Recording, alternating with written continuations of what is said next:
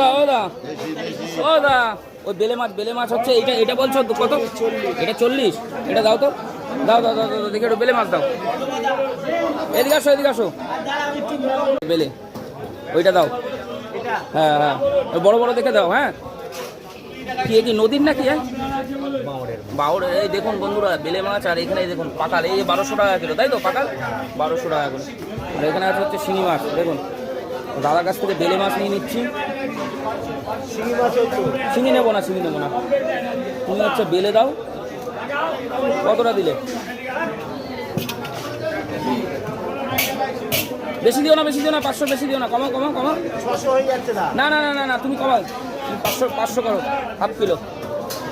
হ্যাঁ ভালো তো, হাফ কিলো।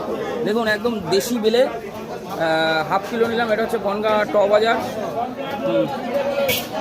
আর ওই